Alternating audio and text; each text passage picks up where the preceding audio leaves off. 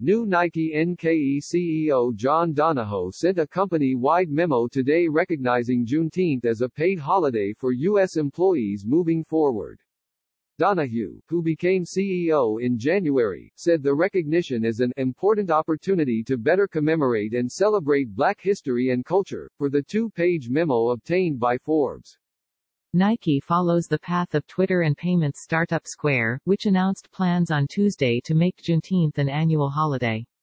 Countries and regions around the world have their own days to celebrate emancipation, and we will do the work to make those dates company holidays everywhere we are present, tweeted Jack Dorsey, who is CEO of both companies. Juneteenth is celebrated on June 19 and commemorates the end of slavery in the U.S. It is not an official national holiday, but Dorsey feels it should be. When we say that Black Lives Matter, it applies to the world outside of Nike and, importantly, it applies to our Black teammates within Nike. Simply put, we need to hold ourselves to a high standard given the heritage of our company and our brand, said Donahoe.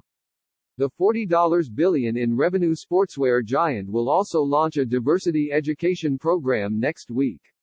The company will offer 2 weeks of programming and learning opportunities for all employees specific to racial inequality. Our expectation is that each of us use this time to continue to educate ourselves and challenge our perspectives and learn, said the CEO. Other initiatives include ensuring that Black, Latinx and women are properly represented at Nike, as well as a larger investment in employee professional development. Donahue appointed Nike executives Brandis Russell and Phil McCartney to co-chair a D&I acceleration task force that will formulate comprehensive recommendations around 4 core initiatives: representation, professional development, inclusion and education. As I have listened deeply during my first 6 months and over the past few weeks, what I have learned is that many have felt a disconnect between our external brand and your internal experience, Donahoe wrote. You have told me that we have not consistently supported, recognized and celebrated our own Black teammates in a manner they deserve. This needs to change. Nike pledged $40 million last week to support the Black community in the U.S., as global protests in response to George Floyd's death gathered momentum. The Nike-owned Jordan brand, in conjunction with Michael Jordan, promised an additional $100 million over 10 years to support organizations dedicated to racial equality, social justice and education access. Jordan, who is the world's richest athlete, will contribute $50 million of the total, according to sports business reporter Matthew Kish.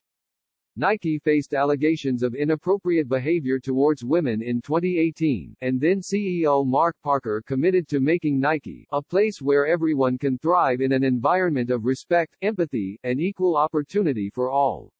Several former employees sued the company later in the year citing a hostile work environment for women. While the company's internal workings have been unsteady, its marketing messages have always championed standing up for basic rights. Nike delivered a powerful ad last week calling for everyone to be part of the change, and the brand has been an endorsement partner of Colin Kaepernick since 2011 when he was drafted by the San Francisco 49ers. Kaepernick, who started kneeling during the national anthem before games in 2016 to protest police brutality and racial inequality, famously has not landed an NFL contract since he started his peaceful form of protest. With Kaepernick sidelined from the NFL, Nike highlighted the quarterback in a 2018 ad campaign celebrating the 30th anniversary of the "Just Do It" slogan. Featuring the controversial Kaepernick angered some consumers, spurring hashtags like #BoycottNike and #JustBurnIt. The ad tagline spoke to Cap's activism: "Believe in something. Even if it means losing everything."